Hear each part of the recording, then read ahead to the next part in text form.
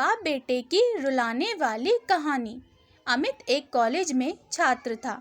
उसने एक डीलर के शोरूम में एक सुंदर स्पोर्ट्स कार देखी थी और वो लंबे समय से अपने लिए एक ऐसी ही कार चाहता था। अमित जानता था कि उसके माता पिता इसे खरीदने के लिए सक्षम हैं, इसलिए उसने उन्हें बताया कि उसे ये कार अपने ग्रेजुएशन कंप्लीट होने पर गिफ्ट के रूप में दे। देखते ही देखते वो दिन भी आ गया और पिता ने अमित को अपने निजी कार्यालय में बुलाया। उन्होंने उससे कहा कि मुझे तुम्हारे जैसे बेटे पर गर्व है। उन्होंने उसे बताया कि वह उससे कितना प्यार करते हैं और उसे एक प्यारा रैपर से लिपटा हुआ उपहार दिया। अमित उस छोटे से गिफ्ट के डब्बे को देख निराशा महसूस करने लगा, लेकिन वह जानने के लिए उत्सुक था कि ऐसा क्या था उस बॉक्स में। इसलिए उसने बॉक्स तुरंत खोला और उसमें एक लाल कपड़े से लिपटी भगवत गीता दिखी। आप इतने अमीर हैं और मुझे केवल एक गीता दे रहे हैं।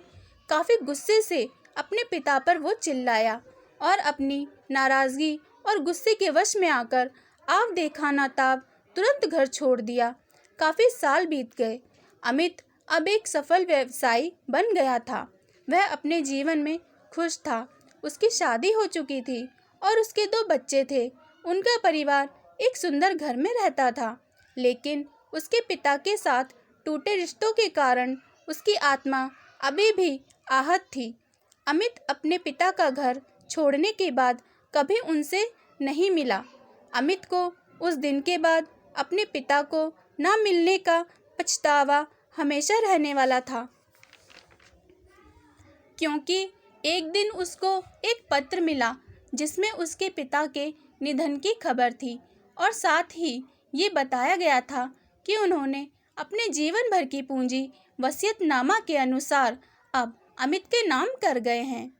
अपने पिता की सारी संपत्ति विरासत में मिली तब अमित अपने पिता के घर पहुंचा और कुछ ज़रूरी कागज़ की तलाश करने लगा और गलती से उसे वही भगवत गीता का गिफ्ट लिपटा हुआ मिला, जिसे देख उसे फिर उसी उदासी का एहसास हुआ। उस गीता को उसने अच्छे से देखा तो उस पर अपने पिता की हैंडराइटिंग में कुछ लिखा पाया। उस पर लिखा था, मैं खुद को बेचकर भी हर सपना पूरा करूँगा तेरा, बस तू सपने ज़रा बड़े देखना।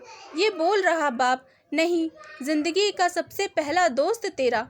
ये कविता पढ़ी ही थी कि अचानक उस किताब से एक चाबी गिरी, जिसके ऊपर लगे टैग पर उसके ग्रेजुएट होने की तारीख के साथ कॉन्ग्रेचुलेशन और आई लव यू लिखा था। अमित के सर के ऊपर से उसके पिता का साया तो पहले ही उठ चुका था और आज उसकी ज़िंदगी की सबसे बड़ी गलती के बारे में जानकर उसके पैरों के नीचे से ज़मीन भी खिसक गई।